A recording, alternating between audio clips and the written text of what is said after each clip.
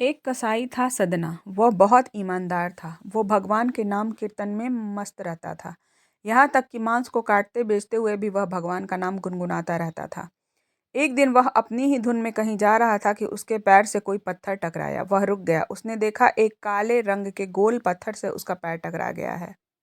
उसने वह पत्थर उठा लिया, वह जेब में रख लिया, यह सोचकर कि यह मांस तौलने के काम आएगा। वापस आकर उसने उस पत्थर मांस के वजन को तौलने के काम में लगाया। कुछ ही दिनों में उसने समझ लिया कि यह कोई साधारण पत्थर नहीं है। जितना वजन उसको तौलना होता है, पत्थर उतने वजन का ही हो जाता है। धीरे धीरे यह बात फैल गई कि सदना कसाई के पास वजन करने वाला पत्थर है। वह जितना चाहता है पत्थर उतना ही तौल देता है।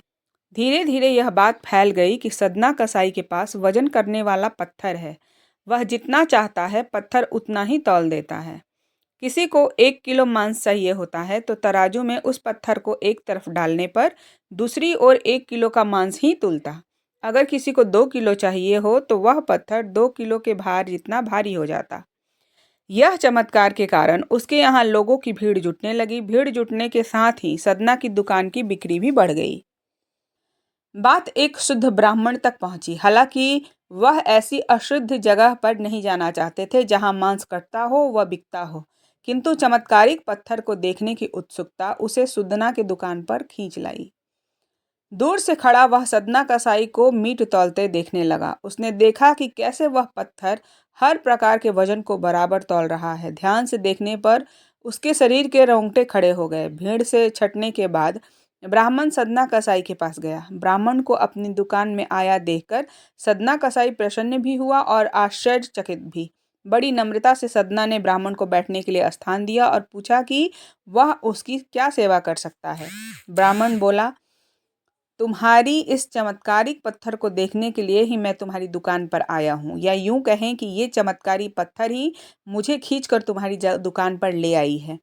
बातों ही बातों में उसने सदना कसाई को बताया कि जिसे जिसे पत्थर समझकर तुम मांस तौल रहे हो, वास्तव में वो शालीग्राम जी हैं, जो कि भगवान का स्वरूप हैं। शालीग्राम जी को इस तरह गले कटे मांस के बीच में रखना व उनसे मांस तौलना बहुत बड़ा पाप है। सदना बड़ी ही सरल प्रकृति का भक्त था। ब्राह्मण की बात सुनकर उसे लगा कि अनजाने में मैं तो बहुत बड़ा पाप कर रहा हूँ। अनुनय विनय करके सदना ने वह शालीग्राम उन ब्राह्मण को दे दिया और कहा कि हे ब्राह्मण जी, आप ही इनको ले जाइए। आप ही इनकी सेवा परिचर्चा करके इन्हें प्रसन्न करें। मेरे योग्य कुछ सेवा हो तो अवश्य बताइए।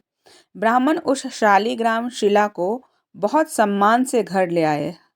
घर लाकर उन्होंने श्री शालीग्राम को स्नान करवाया, पंचामृत से अभिषेक किया व पूजा अर्चना प्रारंभ कर दी। कुछ ही दिन बीते थे कि उन ब्राह्मण के स्वप्न में श्री शालीग्राम जी आए और कहा कि हे ब्राह्मण, मैं तुम्हारी सेवाओं से प्रसन्न हूँ, किंतु तुम मुझे उसी कसाई के पास छोड़ाओ।